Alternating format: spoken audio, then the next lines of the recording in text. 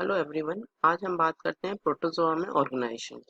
Whittaker ने 1969 में cell structure, nucleus के type, number of body cells and mode of nutrition के basis पर सभी ऑर्गेनिज्म को 5 किंगडम में डिवाइड किया। Number 1 kingdom is Monera, second one is Protista, third fungi, fourth Plantae और Metaphyta and fifth one is animalia.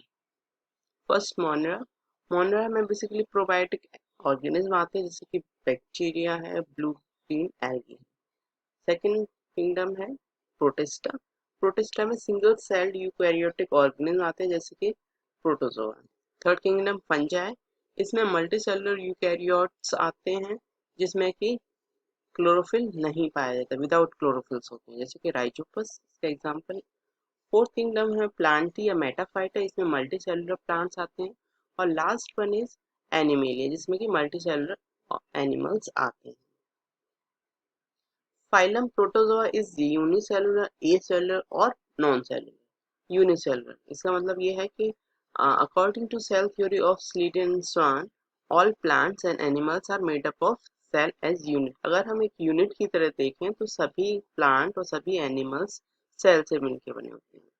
If we define cell as a unit of animal body, then protozoa are unicellular animal and consisting of a single cell. अगर हम cell को animal body की एक unit की तरह देखते हैं, define करते हैं, उस केस में जो प्रोटोजोआ है वो यूनिसेलुलर एनिमल है जिसमें कि केवल एक सेल होती है, acellular और non cellular. If we consider the animal body divisible into unit called cell, then protozoa are acellular or non-cellular animal whose body is not divisible in the cell.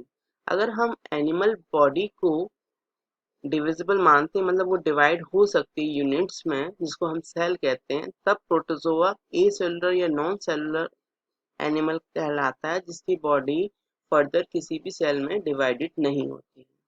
Size usually microscopic animals होते हैं और इनको हम naked eye से नहीं देख सकते हैं। इनका साइज वेरी करता है फ्रॉम 2 माइक्रोन टू 250 माइक्रोन। सबसे जो स्मॉलेस्ट प्रोटोजोन है इसका नाम है बबेसिया। ये जो आप देख रहे हैं इसमें ये बबेसिया है, ठीक है।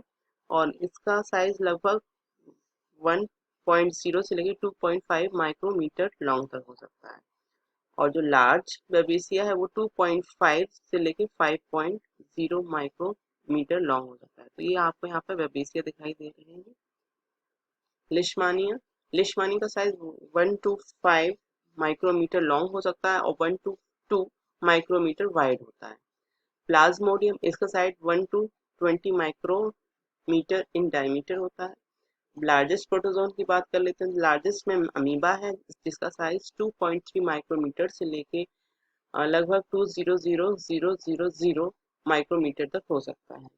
इस तरह से पैरामीशियम का साइज 50 से लेके 300 माइक्रोमीटर लॉन्ग हो सकता है, जबकि स्पायरोस्टोमम इसका साइज 150 माइक्रोमीटर से लेके 4 मिलीमीटर लॉन्ग हो सकता है। तो यहाँ पर जो डायग्राम देख रहे हैं ये है स्पायरोस्टोमम, ठीक। नेक्स्ट पैलोमिक्सा, इसको जियांट फ्लैजुलर अमीबा भी कहते हैं और इसका जो लेंथ होती है वो मिलीमीटर में लगभग 500 से 800 माइक्रोमीटर तक होती है, जैसे कि आपको दिखाई दे रहा है। नेक्स्ट पोरोस्पोरा जाइजेंटीन, ये एक स्पोरोजोआ है और इसकी जो लेंथ है वो लगभग 16 मिलीमीटर होती है। ये आपको दिखाई दे रही है 16 मिलीमीटर लेंथ का पोरोस्पोरा है। नेक्स्ट साइक्लोक्लैपियस, ये एक फोरामिनिफेरा है और जो कि 50 मिलीमीटर इन डायमीटर होता है। तो इसका जो डायमीटर होता है वो लगभग 50 मिलीमीटर के होता है। जीनोफायोफोर्स, ये शेल्ड मैराइन प्रोटोजोन्स है और ये 20 सेंटीमीटर इन डायमीटर होता है। डायमीटर इसका लगभग 20 सेंटीमीटर का होता है। शेप और फॉर्म, हाँ, तो जो प्रोटोजोन्स होते हैं इनकी बॉडी शेप सभी तरह का हो सकता है और ये जो बॉडी शेप है ये डिपेंड करता है उनकी consistency of cytoplasm, limiting membrane of the body पर और शेल और उसके स्केलेटन। अब देखते हैं हम अमीबा। तो अमीबा बेसिकली कैसा होता है, ये इरेगुलर होता है, इसिमेट्रिकल बॉडी शेप होती है उसकी। क्यों होती है? Due to the absence of rigid body envelope. उसके जो बाहर चारों तरफ जो उसका एनवलप है या प्लाज्मा मेम्ब्रेन है वो रिजिड नहीं होता है, इसलिए इसकी जो शेप है वो इरेगुलर होती है। फ्लोटिंग एनिमल जैसे कि नॉक्टिल्यूका है, ये स्फेरिकल शेप में होता है, जैसे कि हम यहाँ देखते हैं ये नॉक्टिल्यूका है, ये स्फेरिकल शेप का है। जबकि एक्टिव स्विमर्स एनिमल्स जैसे कि यूग्लिना है, पैरामीशियम है, ये इनका शेप इलोंगेटेड होता है। क्रीपर्स जैसे कि ऑक्सीट्रिका, ये फ्लैटेंड होते हैं, ये ऑक्सीट्रिका है, ये फ्लैटेंड है। कुछ प्रोटोजोन्स जैसे डाइफ्यूजिया और आर्सेला, इनकी बॉडी के चारों तरफ शेल और टेस्ट पाया जाता है, तो ये शेल और टेस्ट है ये डिटरमाइन करता है कि इनकी बॉडी किस तरह की होगी। तो ये है डाइफ्यूजिया, ये देखिए, और ये है आर्सेला। इसके अलावा एक और एनिमल है स्टेंटर, ये फनल शेप्ड होता है, ये फनल की शेप का है स्टेंटर, ये फनल जैसा होता है, कीप जैसा होता है। नेक्स्ट वर्टिसेला, वर्टिसेला जैसे कि आप यहाँ देख सकते हैं, ये बेल शेप्ड है, जैसी बेल होती है उस तरह का, और ये मोर और लेस इसकी सिमेट्री रेडियल टाइप की होती है। नेक्स्ट एनिमल है रेडियोलेरियंस, ये जो रेडियोलेरियंस है इनका जो बॉडी शेप है ये स्फेरिकल सिमेट्री होती है, यहाँ देख सकते हैं आप इस डायग्राम में, ये स्फेरिकल सिमेट्री है, ये रेडियोलेरियंस। अब इसके बॉडी एनवेलप को देख लेते हैं, स्केलेटन। तो बेसिकली ये जो इसका जो बॉडी स्केलेटन ये एक्ट करता है एक बाउंड्री लाइन की तरह, जो कि प्रोटोप्लाज्म और जो एक्सटर्नल इन्वायरमेंट है उसके बीच में एक बाउंड्री लाइन होती है, इसको हम बॉडी एनवेलप कहते हैं। और ये प्रोटेक्ट करती है एक्सटर्नल इन्वायरमेंटल हजार्ड से, जो कि एक्सटर्नल इन्वायरमेंट का जो हार्मफुल इफेक्ट है उससे बॉडी एनवेलप उस एनिमल को बचा के रखता है, प्रोटेक्ट करता है। And also allow exchange of material through it because of selective permeability, क्योंकि ये जो मेम्ब्रेन है ये एनवलप है, ये सेलेक्टिव परमेबल होता है, मतलब कुछ ही चीज़ों को सेलेक्टिवली आने जाने देता है, तो इस तरह से allow the exchange of material through it. Also help in perceiving various stimuli like chemical and mechanical stimuli, तो कई तरह के स्टिमुलस होते हैं उनको परसीव करने का काम भी ये बॉडी एनवलप करता है, जैसे कि कोई भी केमिकल स्टिमुलस हो, किसी तरह का शॉक टाइप हो या कोई भी केमिकल स्टिमुलस मिलते हैं तो उसको परसीव करने का काम ये बॉडी एनवलप करता है। तो बॉडी एनवलप क्या क्या हो सकती है, तो नंबर वन है प्लाज्मा लेमा, जैसे कि कुछ स्पीशीज जैसे कि अमीबा प्रोटियस है, क्राइस अमीबा है या स्पोरोजोआ है, इसमें जो प्लाज्मा लेमा पाया था, तो इनकी जो बॉडी कवरिंग है या बॉडी एनवलप है ये कहलाता है प्लाज्मा लेमा, जैसे कि आप इसमें देख सकते हैं जो आउटर कवरिंग है ये प्लाज्मा लेमा की बनी हुई है स्पोरोजोआ में, ये स्पोरोजोआ में प्लाज्मा लेमा है। इसी तरह से क्राइस अमीबा है, इसमें भी प्लाज्मा लेमा की आउटर कवरिंग है, बॉडी एनवलप बना हुआ है। तो ये जो बॉडी एनवलप है जिसको हम प्लाज्मा लेमा या प्लाज्मा मेम्ब्रेन कहते हैं, ये थिन होती है और बाइलेयर्ड होती है, दो मेम्ब्रेन से मिलकर बनी होती है, और ये बाय केमिकल नेचर वाइज ये म्यूको पॉलीसैकेराइड से बनी होती है। और इसकी जो इस मेम्ब्रेन की फ्लेक्सिबिलिटी होती है, फ्लेक्सिबल होती है, ये जो प्रॉपर्टी है फ्लेक्सिबिलिटी, इसकी वजह से ये जो प्रोटोजोन्स है जैसे कि अमीबा है ये अपनी बॉडी का शेप को चेंज कर सकता है, तभी हम कहते हैं कि इसकी बॉडी शेप कैसी होती है, इरेगुलर होती है। इसके साथ ही ये मेम्ब्रेन हेल्प करती है अडहेशन टू द सबस्ट्रेटम, किसी भी सबस्ट्रेटम से अटैच होने के लिए, अडहेशन के लिए इसकी मेम्ब्रेन हेल्प करती है। इसके अलावा कुछ मटेरियल होते हैं उसके एक्सचेंज में भी प्लाज्मा लेमा हेल्प करती है। दूसरी तरह का बॉडी एनवलप है पेलिकल, ये पेलिकल थिकर होता है, टफ होता है, इलास्टिक होता है और बाय नेचर प्रोटीन का बना होता है। इस तरह का एनवलप क्या कह सकते हैं, ये जो पेलिकल है ये पाई जाती है पैरामीशियम है और कोलेप्स में।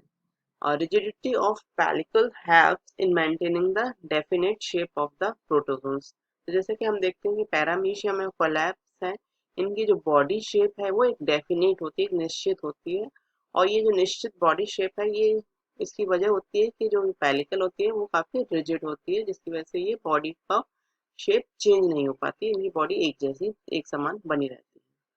तीसरे प्रकार का बॉडी एनवलप है स्केलेटल लेयर या फिर skeleton, permanent non living external and internal layer.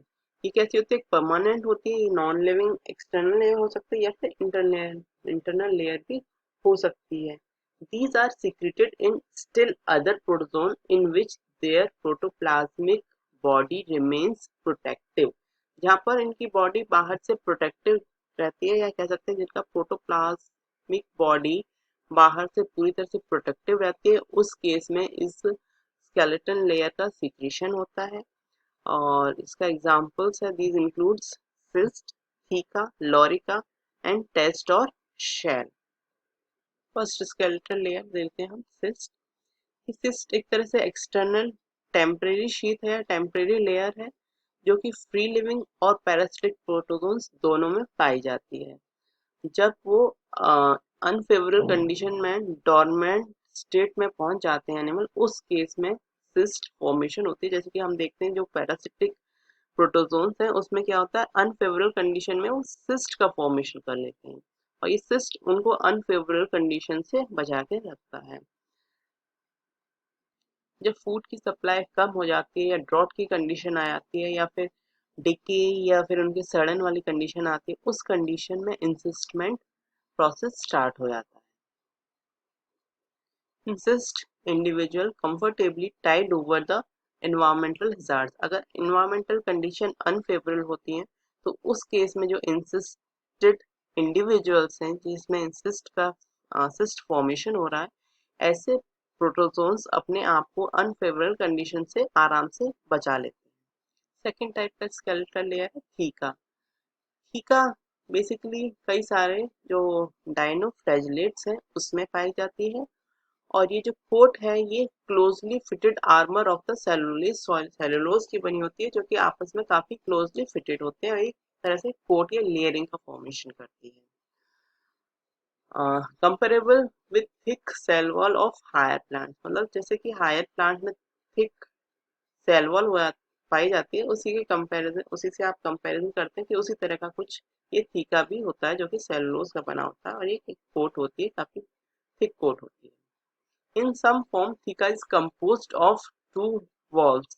कुछ प्रोटोजोन्स में जो थीका है वो दो वॉल्व से मिलकर बनती है, while in majority of dinoflagellates like Ceratium और Glinodinium, it is differentiated into a number of thecal plates laid out in a definite pattern. कुछ जो प्रोटोजोन्स हैं या डाइनोफ्लैजिलेट्स हैं, जैसे कि सीरेटियम और ग्लिनोडिनियम, इनमें नंबर ऑफ थीकल प्लेट, मतलब थीकल प्लेट काफी सारी पाई जाती हैं और एक वो डेफिनेट पैटर्न में आ, मिलती हैं। जैसे कि यहाँ पे हम देख सकते हैं ये डाइनोफ्लैजिलेट्स, इसमें ये थीकल प्लेट्स हैं, तो कई सारी थीकल प्लेट्स हैं और एक डेफिनेट पैटर्न्स में ये प्रेजेंट है इस एनिमल। एक और तरह की स्केलेटल लेयर है जिसको कहते हैं लॉरिका। ये लॉरिका कुछ प्रोटोजोन्स में पाई जाती है, जैसे कि सेल्फिंगोका, मोनोसेगा, डाइनोब्रायन, साइन्यूरा, स्प्लेंडिडा, पोटेरियोडेंड्रॉन, इन सभी प्रोटोजोन्स में लॉरिका नाम की स्केलेटल लेयर प्रेजेंट होती है। It is a coat of less closely fitted armor of the protozoans than Theca. Theca के कंपैरिजन में जो ये लॉरिका है ये लेस क्लोजली फिटेड आर्मर है या कोटिंग है। इट में बी जिलेटिनस और टेक्टिनस, या तो ये जिलेटिन की बनी होती है या टेक्टिन की बनी होती है। लॉरिका यूजुअली कप शेप या वास शेप या फिर ट्यूबुलर होता है, जिसमें कि एक ओपनिंग होती है for the emergence of the interior part of the animal. जो लॉरिका का बेस होता है वो या तो फिर सबस्ट्रेटम से अटैच्ड होता है, कि जैसे कि कुछ ससाइल इंडिविजुअल्स हैं जैसे कि फैकस, और इट में be terminated in the stock, और कुछ एनिमल्स में ये स्टॉक के फॉर्म में टर्मिनेट होता है जैसे कि मोनोसेरा।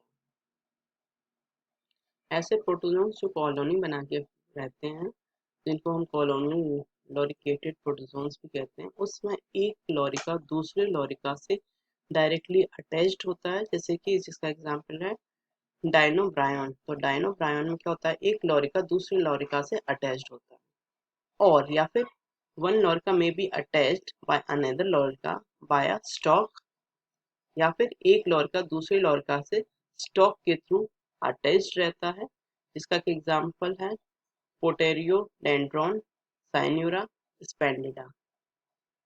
साइन्यूरा, स्पेंडिडा और प्रोटेरियोडेंड्रन।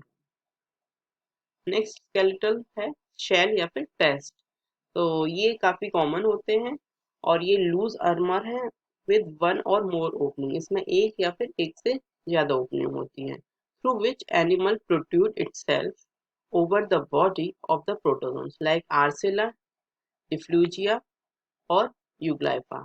तो इसमें क्या होता है, एक या एक से ज्यादा ओपनिंग होती है जिसके थ्रू एनिमल अपने आप को बॉडी से बाहर निकाल लेता है। आर्सेला में शेल थिन होती है और काइटनस मटेरियल की बनी होती है। ये काइटनस मटेरियल टैक्टिन हो सकता है या फिर स्यूडोकाइटिन होता है। ये स्यूडोकाइटिन ये कॉम्बिनेशन है प्रोटीन और कार्बोहाइड्रेट का। और वेंट्रल साइड में, मतलब नीचे की तरफ वेंट्रल साइड में, it has an aperture from which 3 or 4 pseudopodia project out. और नीचे वेंट्रल साइड से 3 ये स्यूडोपोडिया या लोबोपोडिया प्रोजेक्टेड आउट होते हैं, बाहर की तरफ निकले होते हैं। तो इसलिए आर्सेला है, ऊपर ये शेल है और डॉर्सल साइड में शेल है और वेंट्रल साइड में एक अपर्चर है जिससे ये 4 लोबोपोडिया बाहर की तरफ projected out. In Diplugia, the shell is made up of sand particles and other foreign substance like fragments of foraminferous shell and sponge spicules. डाइफ्लूजिया में क्या होता है, जो शेल है, जो आउटर कवरिंग है, ये शेल बनी होती है सैंड पार्टिकल्स की और कुछ अदर फॉरेन सब्सटेंस जैसे कि फोरामिनिफेरस शेल्स के जो फ्रेगमेंट्स है, टुकड़े हैं, उनसे और कुछ स्पॉन्ज स्पाइक्यूल से, इन सबसे मिलकर शेल बनी होती है। These foreign substances get embedded in a secreted matrix by the animal। और ये जो फॉरेन सब्सटेंसेस है ये एम्बेडेड हो जाते हैं किसमें, एक मैट्रिक्स में जो कि एनिमल के द्वारा सीक्रेटेड होता है। और ये जो मैट्रिक्स है जिसमें फॉरेन सब्सटेंस एम्बेडेड हैं, ये काम करते हैं like a cement to form the cell. Cement की तरह काम करते हैं जो कि शेल को बनाने में हेल्प करते हैं। Foraminferous shells are made of calcium carbonate।